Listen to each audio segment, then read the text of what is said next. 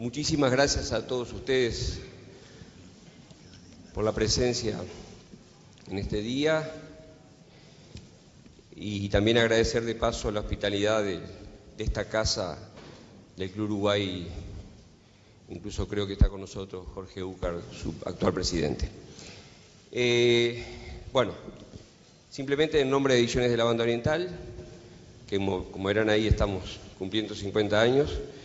50 años en los cuales hemos ido recorriendo en más de 3.000 libros muchas cosas que tienen que ver con la sociedad de este país, la literatura, los temas sociales, y uno de esos aspectos fue la economía. Danilo incluso nos acompañó en algunas de esas etapas con algunos títulos, algunos hace 40 años aparte. No lo digas, no conviene decirlo. Y concretamente, un compañero, hablando de esa actividad de Banda Oriental, nos proponía una especie de lema que era para pensar el país desde los libros. Yo creo que de alguna manera lo que ha hecho la editorial ha sido, en paralelo a los hechos que se generaban en la sociedad, generar libros que ayudaran a pensar, a reflexionar. Creo que el caso del libro de hoy de Carlos Stennery es un buen ejemplo de un aporte fundamental a un hecho que ocurrió hace muy poco, por cierto, una crisis económica, y que creemos es una reflexión madura y un aporte realmente muy serio respecto al tema. Por lo tanto, para nosotros, muy contentos de contar con Carlos. En la presentación nos acompañan, bueno, los presento, pero aunque es inútil, Alejandro Chugarri y Daniel Astori. Y decir que, ¿qué decir de Carlos Stennery? No, digo, simplemente por si alguien no lo sabe, su calidad de economista y de máster en ese tema de economía, máster en la Universidad de Chicago, sus trabajos en la Oficina de Planeamiento y sobre todo su trabajo a nivel internacional como agente financiero del Uruguay en Estados Unidos y Canadá, director ejecutivo alterno en el Banco Mundial, en fin, una serie de trabajos en el BID, en el Fondo Monetario, en la UNCTAD, en fin, una serie de tareas que le permitieron ser un testigo directo, un protagonista muy íntimo, muy cercano a los hechos que conmovieron al país en aquellos días, que no es un motivo sospecho de reflexión hacia atrás simplemente, sino también puede ser un motivo de reflexión hacia adelante. Por lo tanto, en nombre de Banda Oriental, muchísimas gracias y quedan en la compañía de ellos. Empieza tú.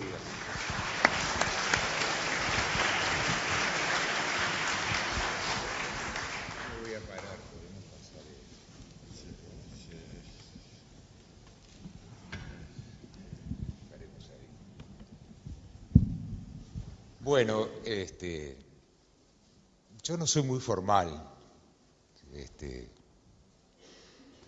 así que voy a resumir, después de señalar la presencia de los expresidentes y el vicepresidente, a todos los demás con amigas y amigos, muchos de los cuales hace tiempo que no nos veíamos, así que es un enorme gusto. Yo no sé mucho cómo se hace para presentar un libro, pero yo voy a empezar por contar algunas cosas de Carlos, que es el que nos convoca acá. Carlos no solo es una persona con enormes conocimientos técnicos, sino que además jugó un rol bien importante en las diversas administraciones, pero además no es un técnico frío.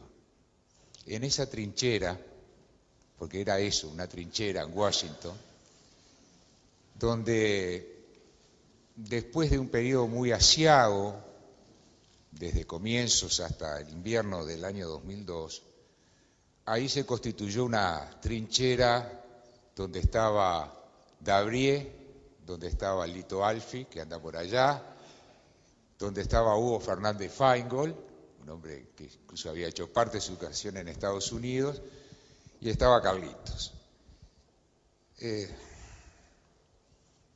Yo no sé cómo transmitir el amor al país y la desesperación que yo sentía en las voces en esas 14 o 25 llamadas diarias cuando el Uruguay estaba tratando de buscar un camino. Y además con Carlitos integramos un club selecto, al cual no deseamos invitar a nadie. A los dos la Moira nos mordisqueó la cuerda y a último momento nos trajo de vuelta. Así que somos de ese club de sobrevivientes, lo cual nos hace tener muchos puntos en común. Carlos empieza este libro diciendo y explicando un poco la situación desde comienzos del 2002 hasta llegar a el invierno del 2002. El Uruguay fue, como todos recordamos, impactado por una crisis de origen regional, que en realidad habría que remontarla ya al 99, cuando uno de los socios, digamos, rompe la regla no escrita y Brasil, con su tamaño y con sus condiciones, abre un rumbo aparte en los temas cambiarios. Y el Uruguay llega a ese momento tan difícil con una situación, primero en Argentina, que de lo económico pasó a la situación institucional, 4 presidentes transcurren, el Parlamento llega al default y todos miramos como cartaba el himno, y entonces, por aquello de nuestros abuelos, que si Argentina se resfría, nosotros tenemos gripe, había una situación general de que tendía a eso del contagio. Y así el Uruguay transcurrió con un enorme desgaste los comienzos del año 2002, 2 ajustes fiscales, 2 programas y el goteo, o sea, la corrida más larga seguramente que registran los libros, y también la más profunda, que implicó un 45% de los depósitos, nos llevó a la situación conocida. Carlos nos va a contar desde esa trinchera de Washington una fragorosa negociación que empieza con las manos totalmente vacías, absolutamente vacías, y donde en determinado momento hay un gran gesto convocado por el presidente de la época, Jorge Valle, de parte a su vez del gobierno americano. Me consta, porque así me lo refirieron Carlos y Hugo Fernández Feingold, que incluso ese gesto en su inicio procuró ser más amplio todavía. Pero como suele acontecer en todos los países, restricciones políticas impidieron llegar al máximo de ese gesto y Estados Unidos, junto con el G7, impulsa una solución para Uruguay que igual implicaba un largo camino. Esa solución era fortalecer el Banco de la República, dotar de liquidez en un plan que fue estructurado por uruguayos. Y ahí comienza lo que yo siempre he llamado la salida uruguaya. Salida solo imaginable en el Uruguay, no necesariamente trasladable. Y esa salida empezó primero por la fortaleza institucional. En este país no tuvimos un presidente teniéndose que ir, sino que un presidente que se quedó impulsó las soluciones, un sistema político que habilitó que eso así fuera, y frente a eso empieza este principio de solución. Y esta solución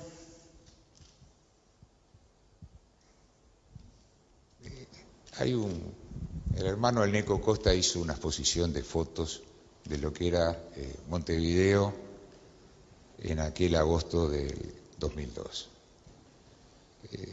Bien se dice que una imagen tiene más fuerza que 1000 palabras. Ver las calles desoladas, es decir, esa solución era empezar un camino no recorrido antes y que implicaba un enorme desafío.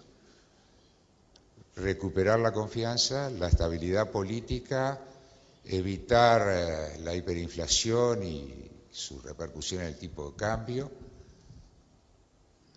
las familias, una caída del 20% en la ocupación y en el producto, los más débiles, los ancianos, que el Uruguay en esa salida uruguaya protegió, y a los niños, que también protegió. Y así un largo camino que se le empezó al Uruguay que no se sabía dónde terminaba. Lo que todos teníamos claro era que estábamos solos. Como me dijo un caracterizado, yo no he escrito ni escribiré, porque hay muchas cosas como otros, pero está bueno entonces que algunos sí escriban, porque es una especie de memoria colectiva que yo creo que fortalece al Uruguay recordarla y saber que por lo menos en un momento el Uruguay estuvo dispuesto a recorrer un camino muy difícil, pero que era el cimiento para la estabilidad de los siguientes 20 o 30 años. Que lo estábamos haciendo mucho más que por los que estábamos ahí, por nuestros hijos y por nuestros nietos. Y como me dijo un funcionario entonces, no importa quién, dijo, mire, ustedes los uruguayos están viviendo una ilusión, probablemente este préstamo se vaya en una semana y acá no va a haber más. Bueno, la ilusión el Uruguay la jugó con fuerza. Imagínense el estado de sazón que estábamos todos. Sin embargo, un parlamento que se reunió un fin de semana, votó lo que tenía que votar. Acá está el presidente del Parlamento en aquella época, Hierro, que inventó una fórmula por la cual le pasaron al presidente Valle la ley y siguieron fundamentando los que no estaban de acuerdo. Y en ese camino lleno de desafíos, Uruguay se plantó en que lo mejor que tiene un país, y sobre todo un país pequeño, es su credibilidad y su confianza, y que eso era la base que quería construir y empezó a construir. Y así el país llega, para hacerla corta, porque lo importante es que compren el libro y lo lean, que es valioso desde todo punto de vista y es humano también. Así llegamos a diciembre. El país había caminado 5 meses con estabilidad política, con libertad, donde, a diferencia de lo que uno ve en otras crisis, que incluso las ve hoy mismo, donde el presidente de la República circulaba acompañado solo por su chofer, donde los restantes líderes políticos también, y los ministros y los parlamentarios, en esa cosa tan republicana y libertaria que tiene el Uruguay.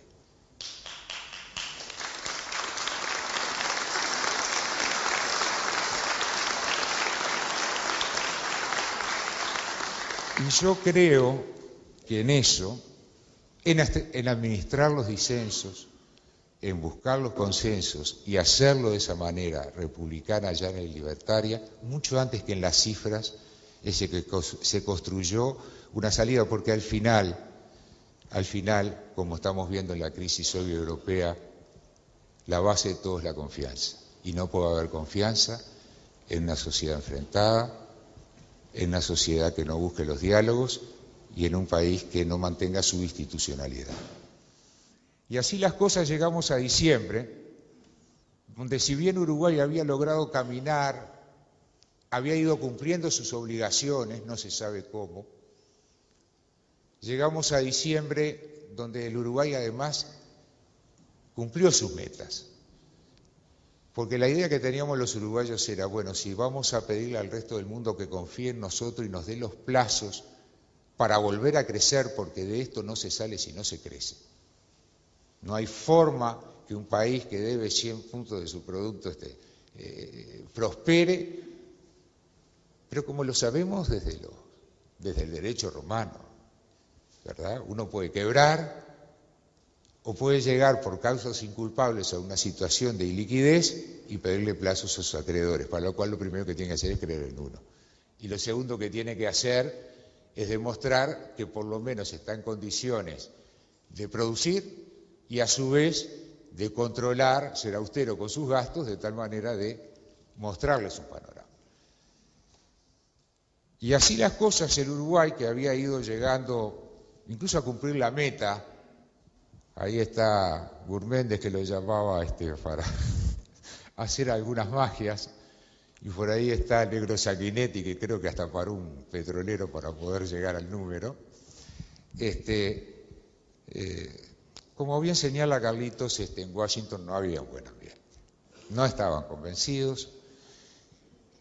Estábamos en la dificultad que había toda una discusión a propósito de si los contribuyentes debían subsidiar los errores de Wall Street.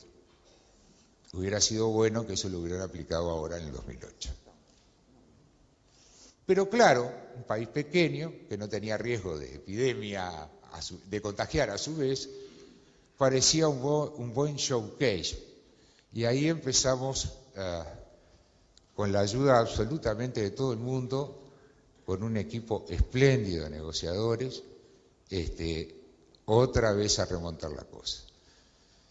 Y tuvimos una reunión, allá estaba lleno de nieve, ahí me llevaron al Vasco, la gente que estaba haciendo las cosas, y de ahí yo me vine con dos ideas claras. La primera, que la única posibilidad era que el Uruguay siguiera construyendo su salida, que esa salida además tenía que ser transparente y clara, así como lo había sido hasta ahora ese camino, que había sido transparente para quienes integraban el gobierno, para quienes integraban la oposición y para todo el mundo, y que en definitiva se planteaba en decirle: el Uruguay ha hecho este enorme esfuerzo, ha trabajado solo, y naturalmente vinieron los momentos más difíciles, que fue enero y febrero. En enero vino una misión del fondo, nos generó una pequeña y virulenta corrida, que en 3 días multiplicó por 10 el ritmo diario de la corrida anterior, que era 40 millones, pasamos a 400 millones un viernes. La gente creyó, no es una frase vana decir que la salida la construyó en realidad la gente. La gente creyó, no quedaba casi nada, el pobre Julio de Brun, que lo metimos en el lío del Banco Central, hacía malabarismos, pero para hacer malabarismos se necesita algo. Y el Uruguay en enero ya iban 6 meses que no solo no recibía un centavo, ya no del fondo, ni del Banco Mundial, ni del BID, trancado todo, sino que además iba pagando. Y así llegó febrero, y al final, siempre con ese ángel de la guarda que ha sido siempre Enrique Iglesias para con el Uruguay, sin abandonar su papel objetivo de presidente del BID, siempre ese ángel de la guarda, ahí el Uruguay al final empezó a convencer. Y empezó a convencer porque iban 9 meses sin recibir un centavo. Y planteó una salida, un esquema en el cual le decía a la gente: vamos a cumplir nuestros compromisos. Bueno, les pedimos más plazo para hacerlo y el país ya está creciendo y ha demostrado ser un país confiable, que se ha peleado con todos para poder cumplir. La situación era un poco irónica. Nosotros íbamos allá con Carlitos, con Elito, con Gabriel, con Dios y todo el mundo a pelearnos porque queríamos cumplir. Y allá nos decía: claro, uno entiende. Para que no creyera en nuestra salida, la preocupación era recuperar los fondos, porque éramos el país que per cápita le debíamos más al fondo en toda su historia. Entonces también uno entiende a veces a los funcionarios, los problemas que tienen. Pero acá el problema era de 3.300.000 uruguayos, que estábamos totalmente jugados, sobre todo hacia nuestro futuro, a buscar esa salida. Y bueno, se propuso el canje, como bien narra y además explica excelentemente Carlos. La misión esa hizo algunos daños más, generó cierto desconcierto en el sistema político, donde a esa salida se contó no solo naturalmente quienes integrábamos el partido de gobierno, también del Partido Nacional. Y yo debo reconocer una cosa, la verdad, todos hemos estado en un partido y sabemos lo difícil que es levantar la voz contra lo que opina el partido. Bueno, ese fue el caso de Danilo Astori, que levantó su voz en contra de lo que su partido opinaba en ese momento. Y creo que merece un reconocimiento por ese aspecto.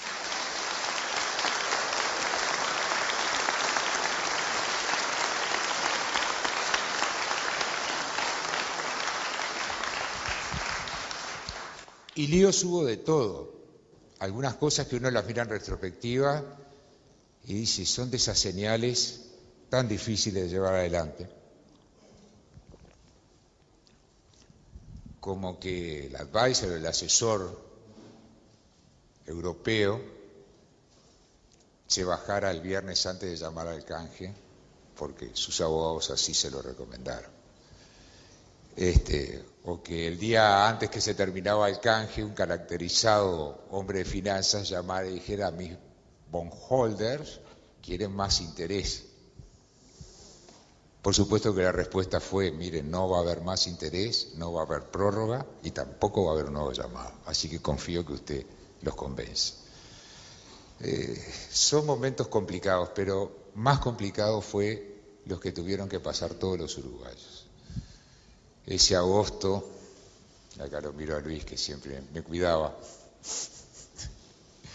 y a Julio, que a veces me llamaba para rezongarme, y naturalmente el presidente de aquel momento, ¿sí? Que sé que, en fin, que se rompió el alma.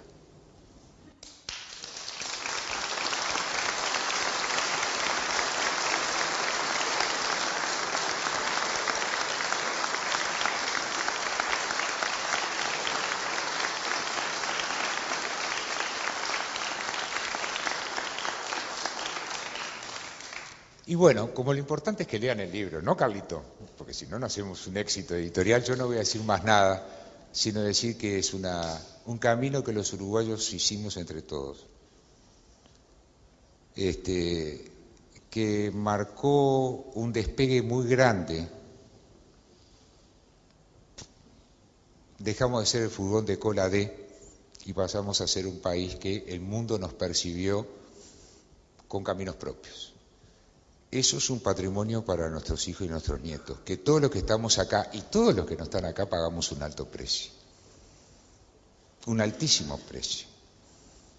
Así que dejo mi deseo que lo cuidemos y lo valoremos todos y así lo tramitamos. Muchas gracias.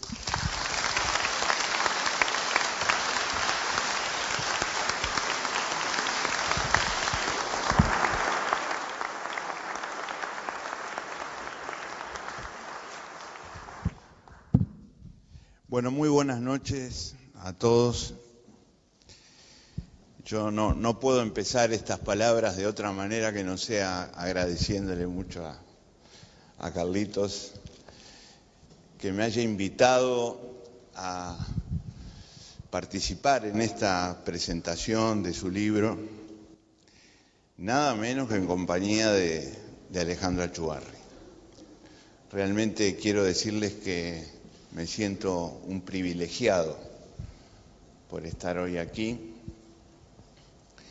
en esta presentación de un libro cuya lectura recomiendo sin vacilaciones. En primer lugar, porque es un libro muy importante,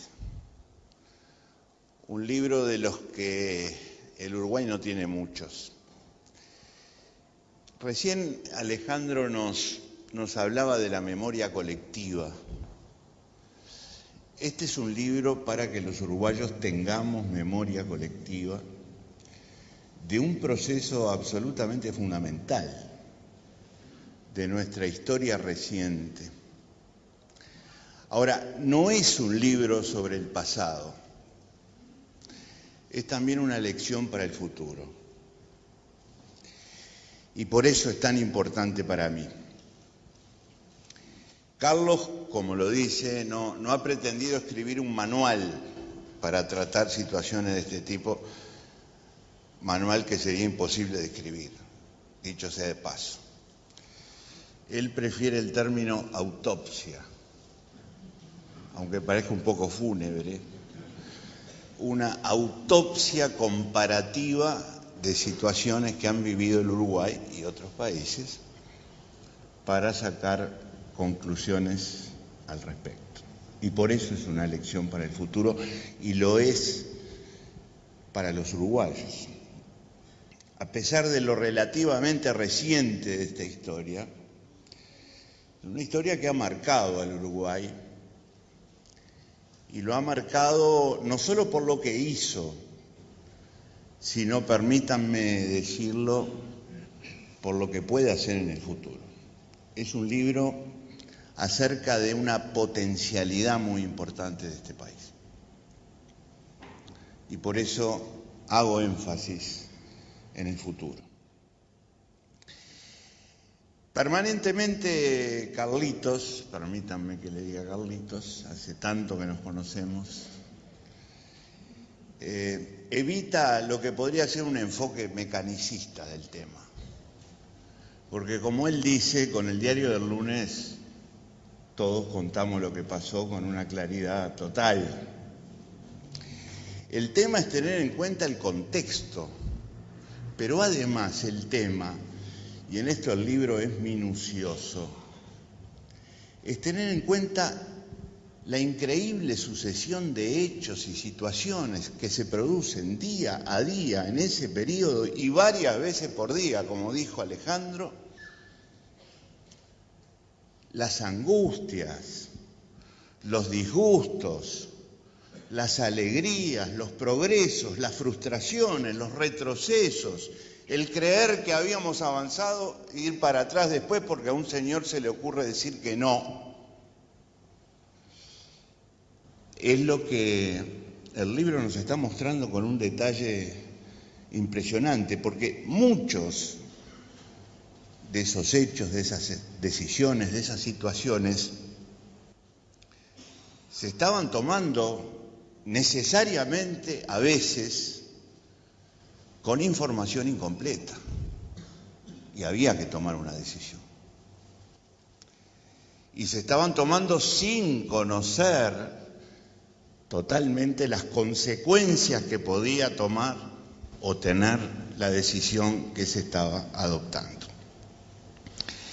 Y esto el libro no lo pierde nunca de vista porque es consciente de un problema muy difícil de la política económica, que es el combate de una crisis financiera que desemboca en una crisis de deuda.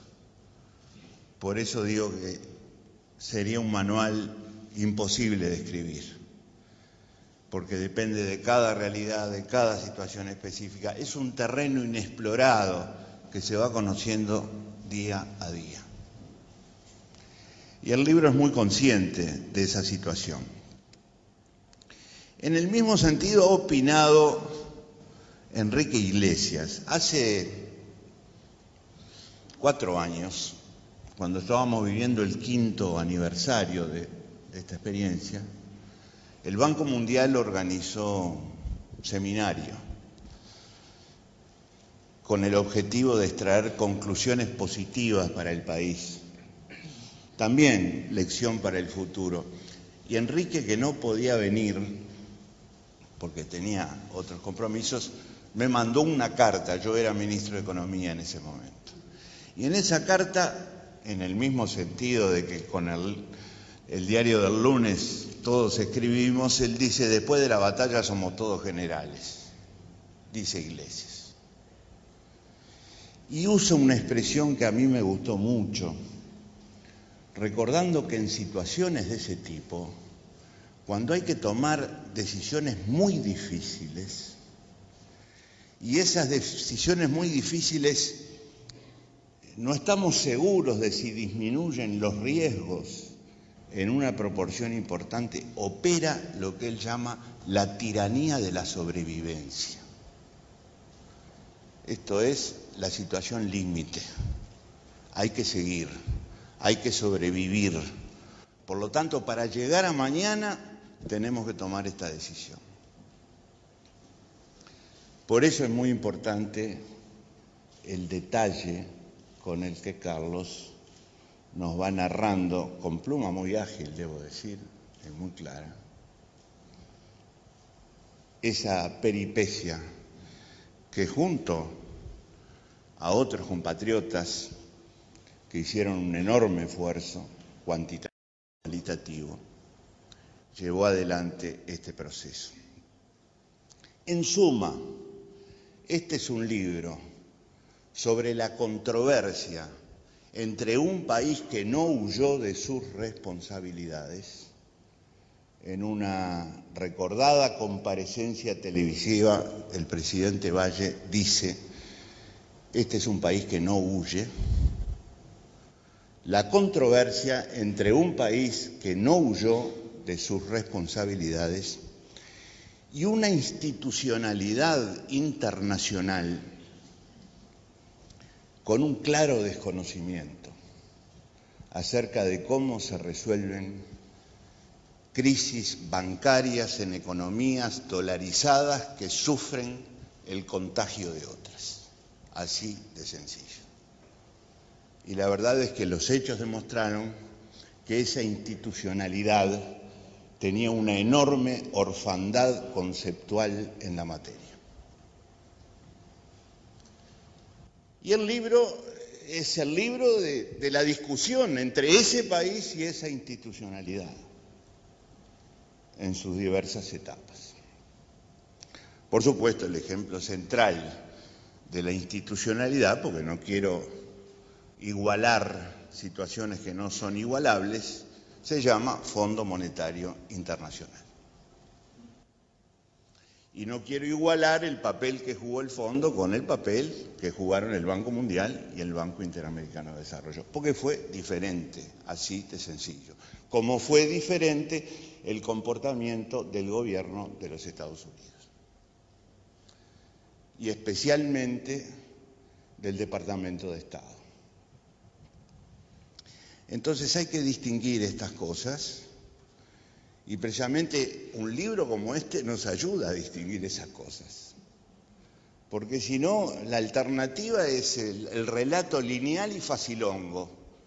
Ese es el que no es una lección para el futuro, es una crónica del pasado.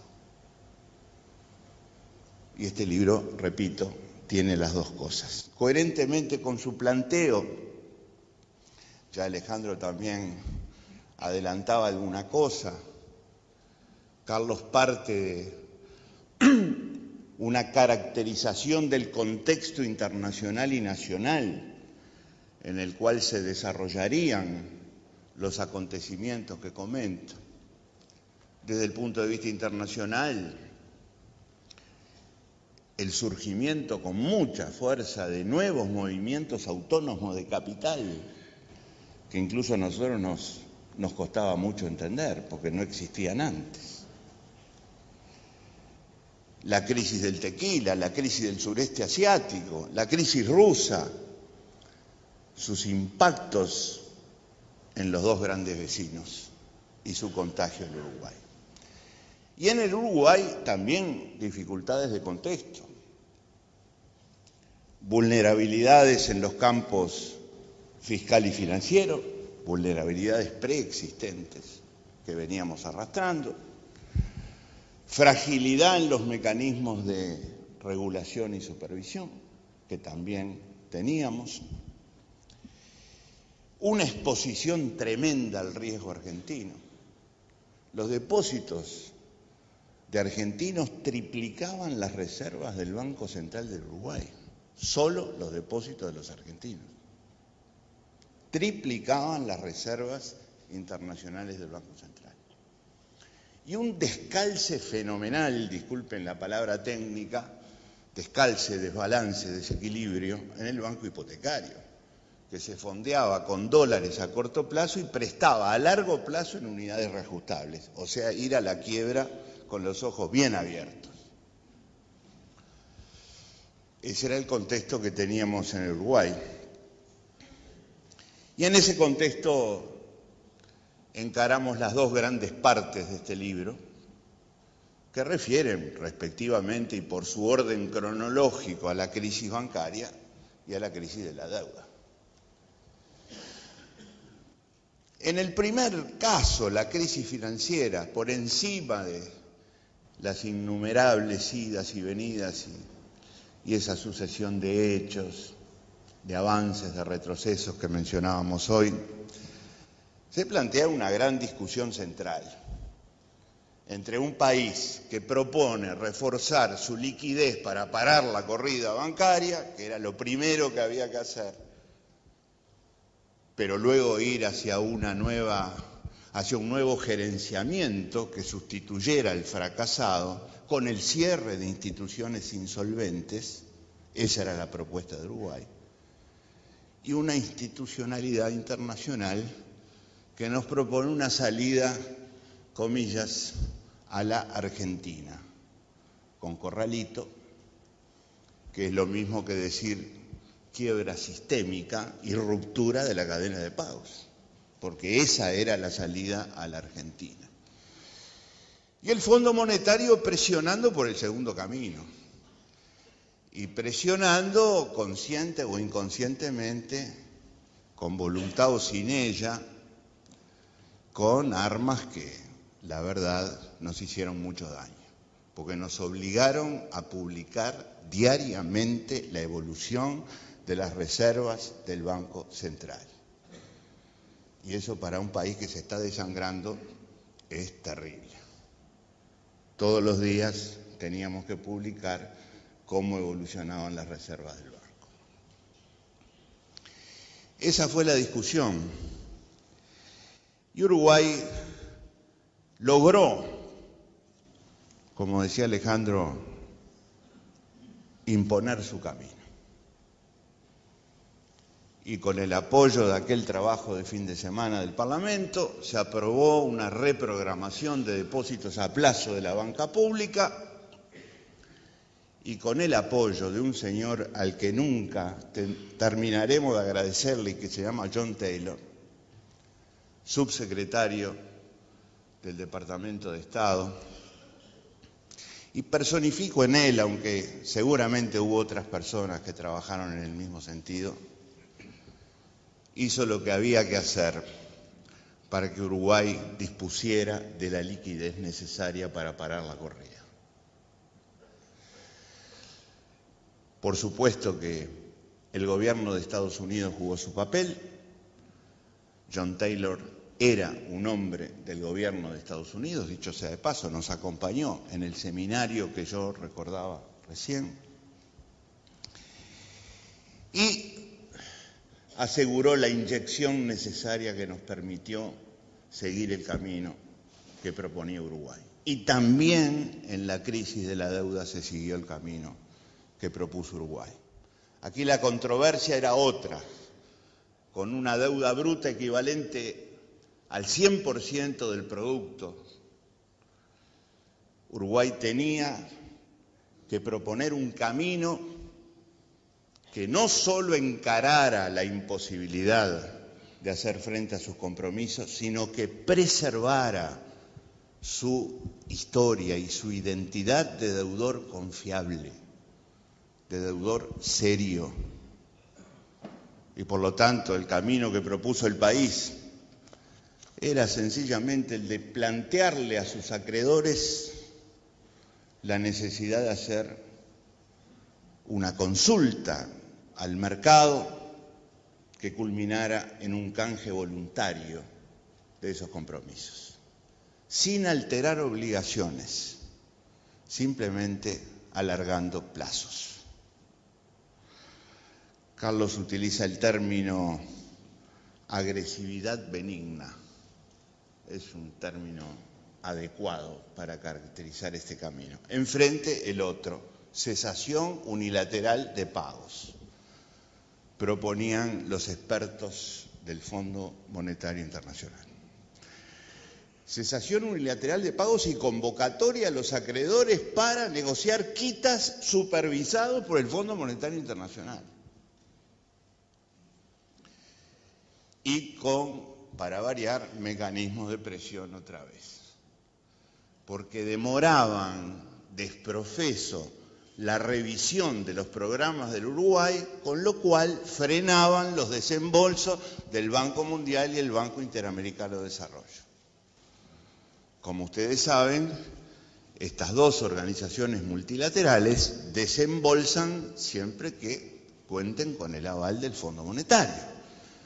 Con solo demorar las revisiones del programa, bloqueaban los desembolsos que le hacían mucho daño al país. Pero también en ese caso, Uruguay impuso su camino.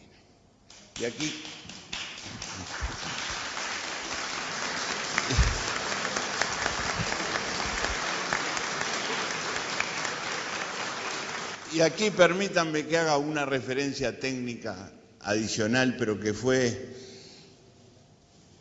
de alguna manera un factor no frecuente en peripecias de este tipo que también aportó el camino uruguayo, que son las llamadas cláusulas de salida y las cláusulas de acción colectiva en esta negociación del canje voluntario. Porque las cláusulas de salida nos permitían subordinar los pagos a aquellos acreedores que no acordaran con el gobierno. Y las de acción colectiva nos permitían modificar las cláusulas originales del contrato siempre que contáramos con determinadas mayorías de ciertos grupos de acreedores, porque no era para todos tampoco. Y Uruguay salió a hablar con sus acreedores, con todos, incluyendo los japoneses. Acreedores difíciles, ¿me explico? Carlos es testigo primordial de lo que estoy diciendo. Pero salió a hablar con sus acreedores y acordar con transparencia la propuesta que se estaba realizando. Y estos dos tipos de cláusulas, no frecuentes, repito, en procesos de este tipo, fueron característicos del camino uruguayo. Son una especie de identidad del camino uruguayo de renegociación, reperfilamiento de su deuda externa, de su deuda pública, que es como debemos llamarla fundamentalmente. Los resultados, a esta altura lo sabemos, fueron excelentes. Cuando se pensó en los porcentajes a partir de los cuales funcionaría este canje voluntario, había dos ideas en pugna. Si fijábamos porcentajes bajos, era más fácil lograrlos, pero más difícil obtener un buen resultado financiero. Y Uruguay se la jugó, fijó porcentajes altos, 80% efectivamente, ministro. 80% como mínimo para que funcionara de alguna manera una decisión del país. Para que fuera automático, 90%. El país decidía si salía entre 80 y 90%. Y por debajo de 80 fracasaba la operación. Bueno, llegamos prácticamente al 93%. El país se la jugó, arriesgó y le fue bien. Entonces, yo creo que cuando uno analiza todas estas cosas en su conjunto, quedan muchas enseñanzas. Y por eso digo que el libro es una lección para el futuro. En primer lugar, empecemos por el mundo. Recién Alejandro dijo algo clarísimo.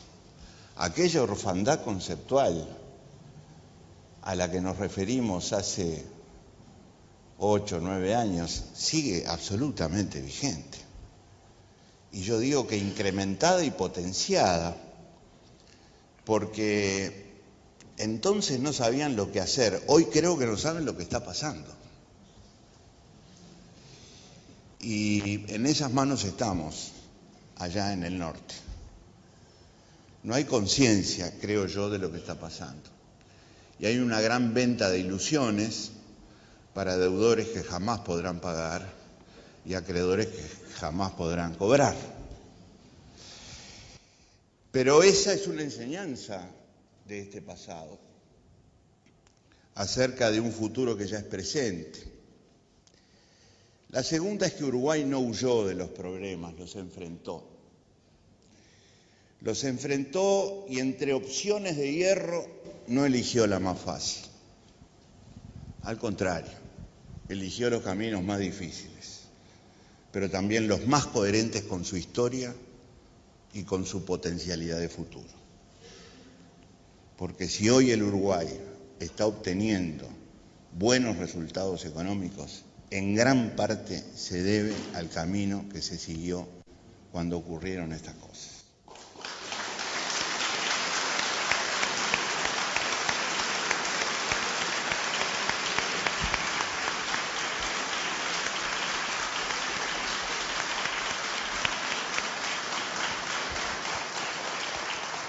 Déjenme decirles que esto es también un proceso de renovación cultural, entendida la cultura como un estilo de vida,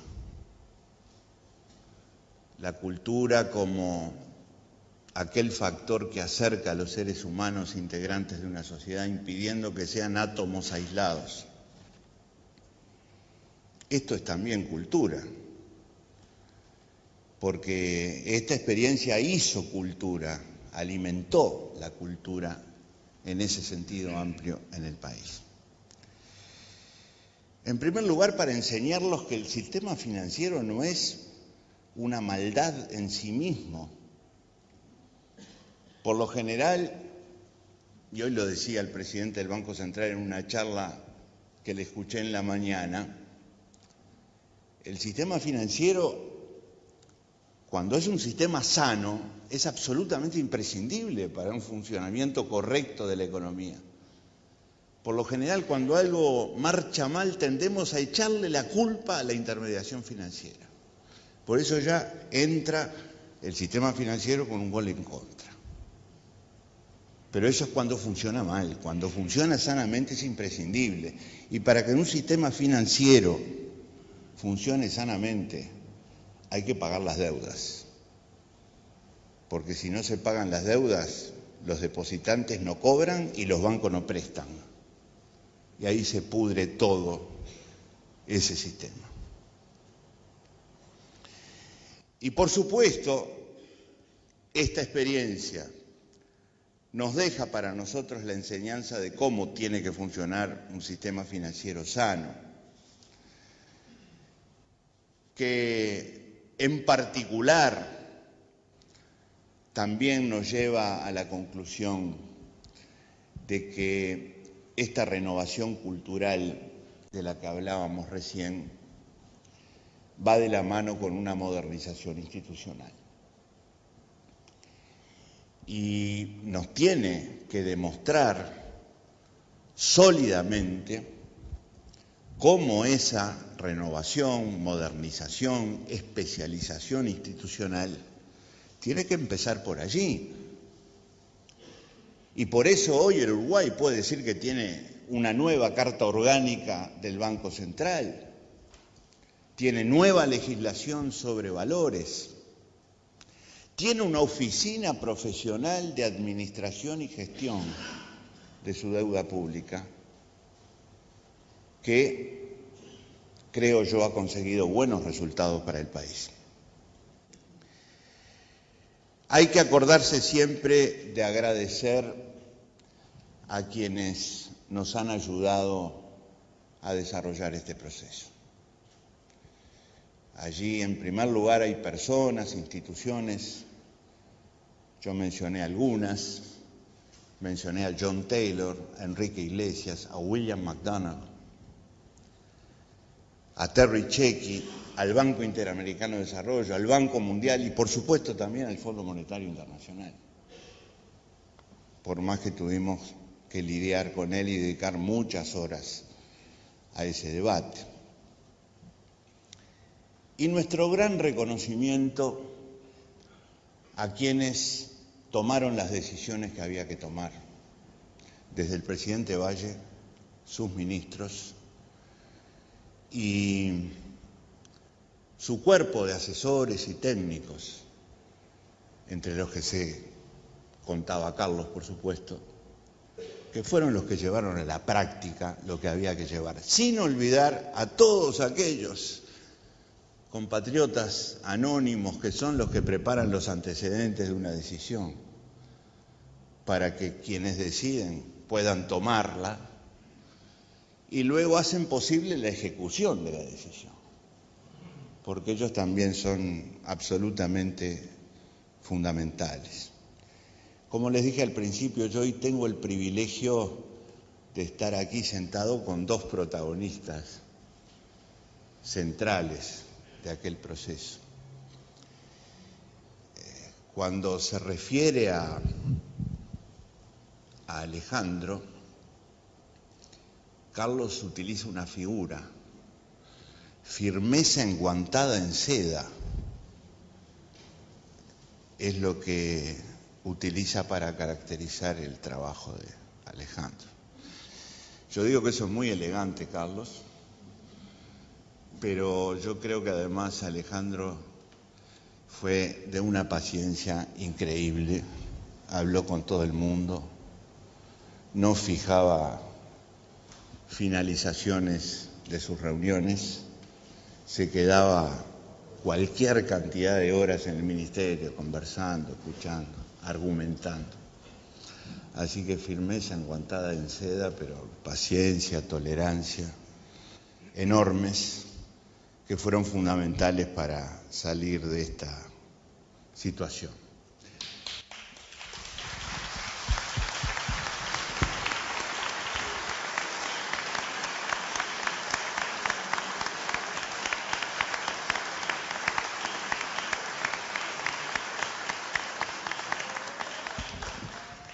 Bueno, y Carlos que tiene que ser hoy reconocido en su doble papel, de operador financiero del Uruguay y autor de este libro. Las dos cosas las hizo muy bien. Y será recordado por eso, Carlos, y si yo tuviera que proponer una imagen para que recordáramos todo lo que hizo en aquellos años, propongo la de Carlos muerto de calor, con traje y corbata, comiendo un refuerzo abajo de un árbol en la Plaza Lafayette de Washington. Muchas gracias.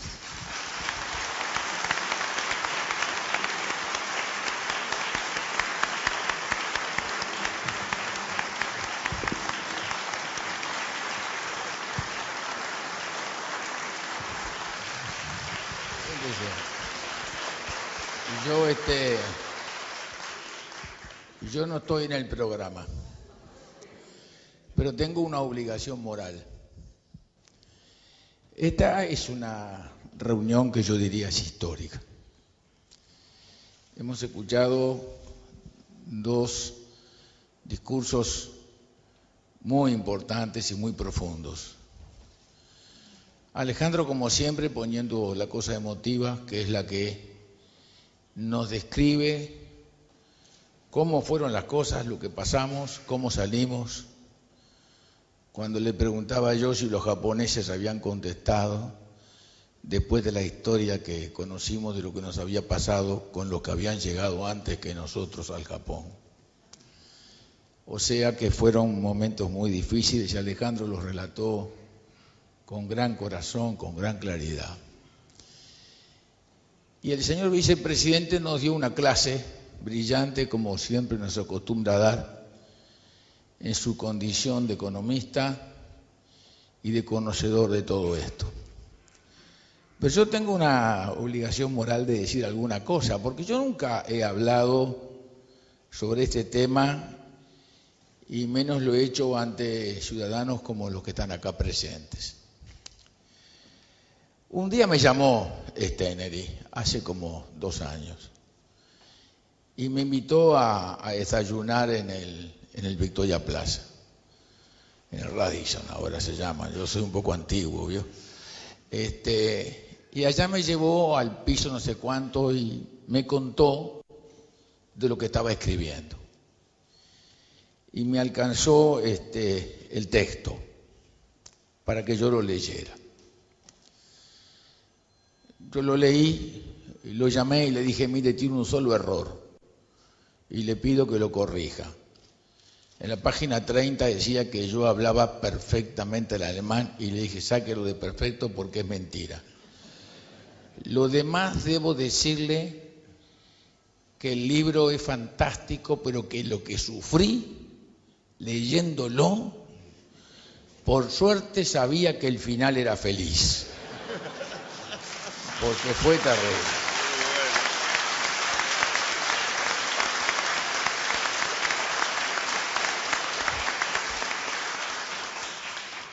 La única cosa que me alentaba era saber que un antecesor mío, un señor que se llamaba Lorenzo Valle, había tenido al mismo tiempo la crisis del Banco Magua, la guerra de la guerra de la Revolución de las Lanzas, pero al mismo tiempo habían tenido tiempo para dar la concesión de la Montevideo Water Works y en 3 años hacer el tubo desde Aguas Corrientes hasta la Plaza Matriz, que está linda, limpia y pintada y está preciosa.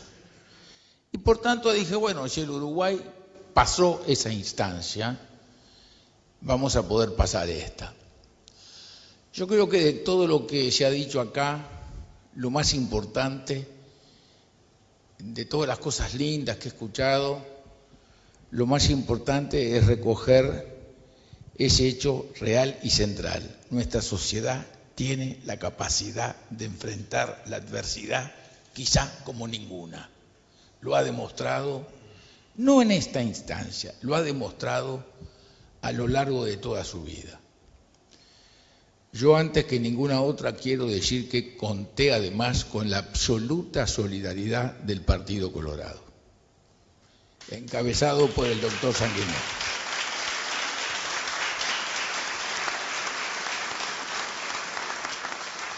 Y con la lealtad absoluta de un formidable vicepresidente de la República, don Luis Sierra.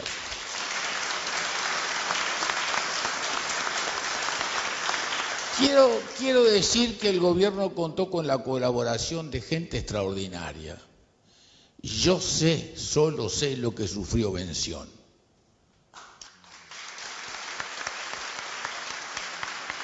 Y solo sé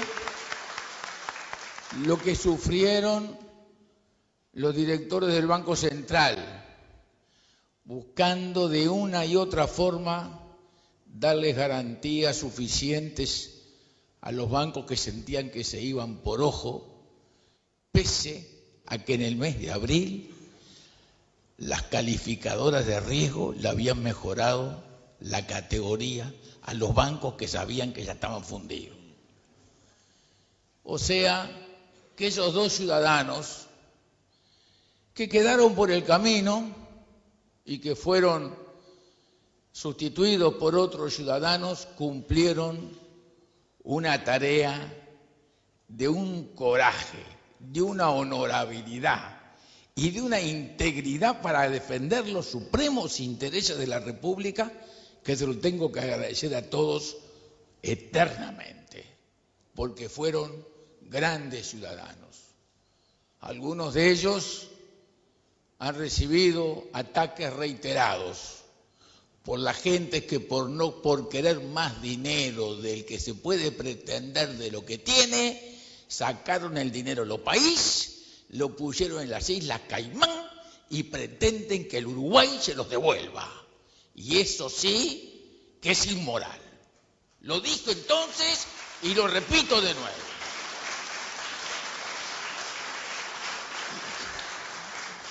Quiero decir que tengo que agradecerle al sistema político profundamente. El Uruguay tiene que agradecerle al sistema político profundamente. Los blancos apoyaron. ¿Y qué hicieron los Frente Amplista? También apoyaron. ¿Por qué? Porque hicieron discursos en la Cámara para decir por qué no habían votado cuando ya habíamos firmado la ley. Por tanto, el sistema político del Uruguay respondió de una manera formidable y creo que es una gran lección que todos tenemos que recoger, que es el sistema político que nos ha mantenido independientes e indemnes en los primeros 200 años de nuestra existencia. Sin un sistema político y sin las libertades y las garantías, estos pequeños países desaparecen porque no tienen fuerza, no tienen cómo enfrentarse, si no es por el valor moral de su gente y por la fortaleza de sus instituciones. Y lo que estamos recogiendo acá hoy como lección es esa. Y ese es el tesoro que todos tenemos que cuidar. Seamos del partido que seamos, ese es el tesoro que en común todos tenemos que cuidar. Y si el Uruguay sobrevivió, es porque eso funcionó automáticamente, funcionó naturalmente, porque los uruguayos se sienten integrados a un sistema institucional que es lo que nos defiende, que es lo que nos protege y que es lo que nos ha permitido a lo largo de tantos años salir a flote. Muchísima gente trabajó, muchísima. Recuerdo perfectamente cuando me llamó por teléfono Gabriel y me dijo, acá no hay más nada que hacer, me voy al aeropuerto, y le dije, vuelva Gabriel, y dígale a Hugo Fernández Feingold, el embajador, que me llame, y me llamó, y le dije, vaya a ver al secretario del Tesoro, y dígale que acá no es un asunto de dinero. Acá lo que se cae no es las finanzas del país. Lo que se caen son las instituciones. Lo que se caía no era la estructura financiera que no podíamos sostener. Lo que se caía era la democracia. Las instituciones se caían. Por tanto, yo me quedé en mi casa con mi señora. Y al mediodía llegó un amigo que olfateó que la cosa andaba horrible. Y se quedó a almorzar, y se quedó de tarde. La conversación durante todo el día con ese amigo íntimo era la cosa más importante de la que uno puede hablar en un momento como ese. Hablamos todo el día de caballos de carrera. Nos distraíamos y creíamos que íbamos a llegar a la meta con éxito. Se quedó a cenar, éramos tres, Mercedes, él y yo, esperando la llamada de Hugo. De repente sonó el teléfono, serían como las 9 de la noche, yo qué sé. Tengo una discusión terrible con Hugo. Yo estoy convencido que Hugo estaba llorando del otro lado del teléfono. Y como los valles somos todos muy llorones, cuando él me dijo, ha sucedido un milagro, nos abrazamos con mi amigo y Mercedes en el medio de la segunda planta del edificio de Suárez y nos pusimos a llorar porque nos dimos cuenta que nos habíamos salvado. ¿Qué se había salvado? Se había salvado la democracia, no los bancos. Los bancos son, como dice Astori, como dice el señor vicepresidente, son muy importantes en la medida que los controlemos para que hagan las cosas bien. Se había salvado la democracia, se había salvado los principios, se había salvado la moral, porque nunca me olvidaré que sentado un mediodía, unos días antes, en la guardilla de la casa de Suárez, me pasan la llamada de un señor del Fondo Monetario para reclamarme que diéramos quiebra, que diéramos default. A lo que le contesté que eso no lo haríamos jamás y que eso no estaba en nuestro ánimo hacerlo jamás. Yo creo que fue una cosa hermosa lo que sucedió para el Uruguay, totalmente hermosa, que nos hizo mucho bien, aprendimos mucho. Además de los héroes anteriores, tuvimos otros. Alejandro, que agarró un fierro no caliente, un fierro de terror, al rojo vivo, y que tenía esa capacidad como la que tiene de conectarse con todos los sectores políticos que lo quieren y que lo respetan en su andar por la vida política. Y unos leones. Davrier, un fenómeno. Sin Davrier, en este país es muy difícil para los colorados decir que podemos andar sin Davrier. Y yo ya estoy hablando con quien corresponde, lo vamos a clonar. El Lito, Julio de Brun,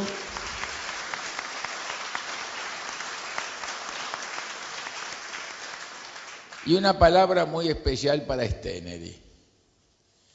Stennedy le ha servido al país 25 años en Washington. 21. Yo qué sé, más o menos. Todos los gobiernos lo han necesitado a Stennedy. Todos.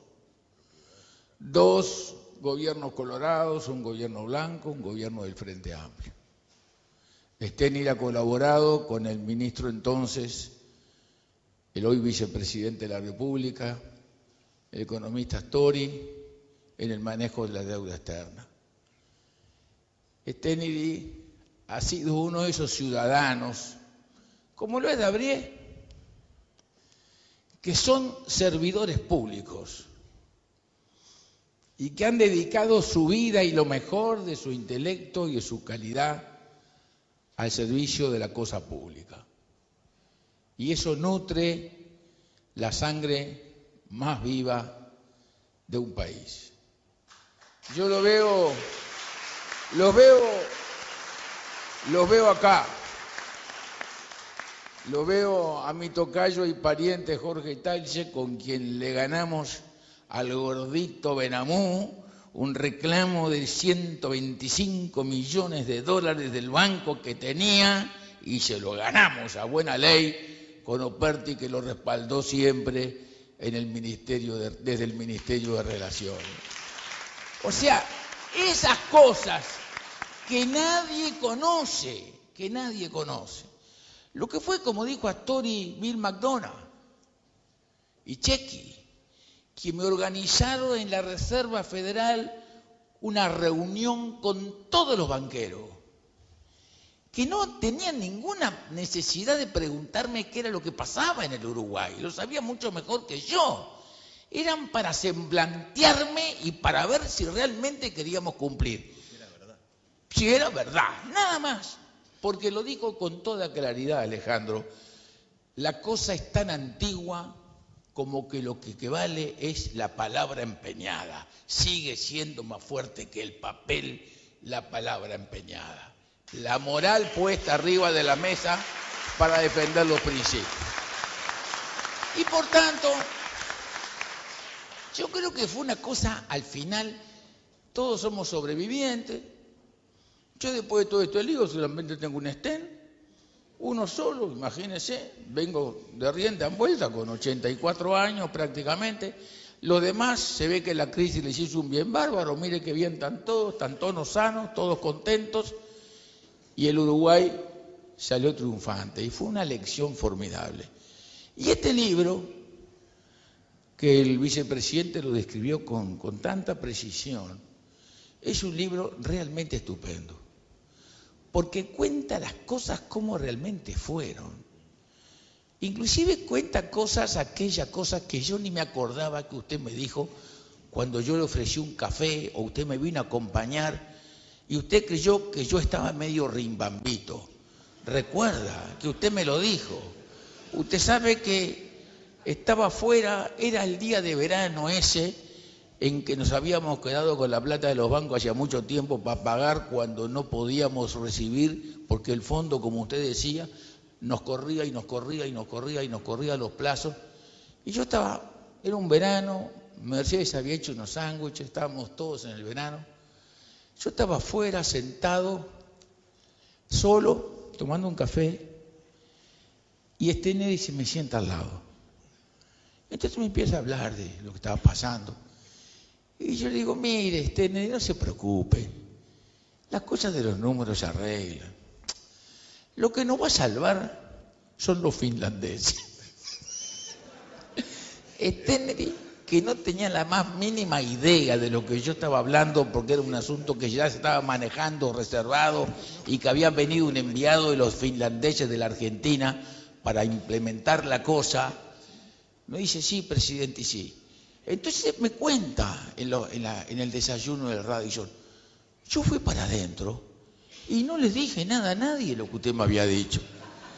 Porque yo realmente pensé que con esta presión usted estaba realmente un poco mal del mate. Cosa que piensa mucha gente que me conoce desde hace mucho tiempo.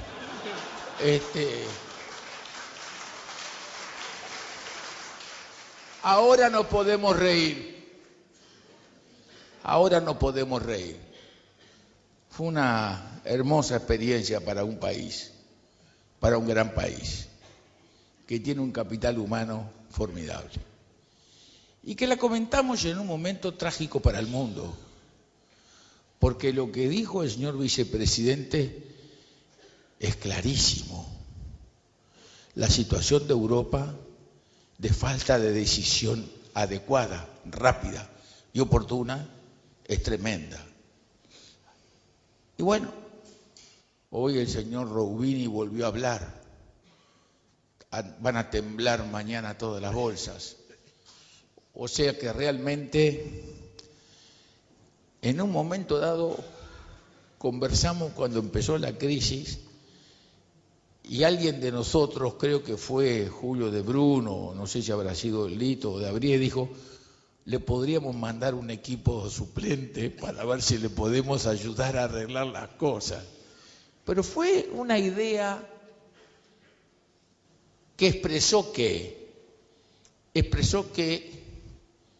las cosas se pudieron hacer porque trabajamos juntos, porque creímos en el país, porque teníamos una conducta honorable y porque teníamos fe en los valores que representan a esta bellísima nación. Y por tanto yo lo tengo que agradecer enormemente al señor vicepresidente sus palabras. Y le tengo que reconocer públicamente todo lo bueno que hizo para ayudar a esta solución en forma pública. En el momento en donde usted tenía el viento del lado de la puerta. Y quiero decirle que también le tengo que agradecer a Carlos este libro, que le va a hacer mucho bien al país, porque va a ser, como dijo el señor vicepresidente, un manual para la próxima crisis, que algún día vendrá, porque si no, ¿qué vamos a hacer? Y a Alejandro le quiero decir lo que le he dicho siempre, él es un desperdicio, la política lo espera. Muchas gracias.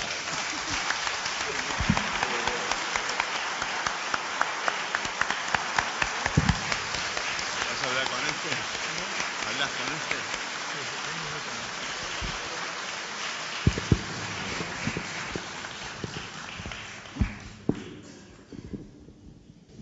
Muchas gracias.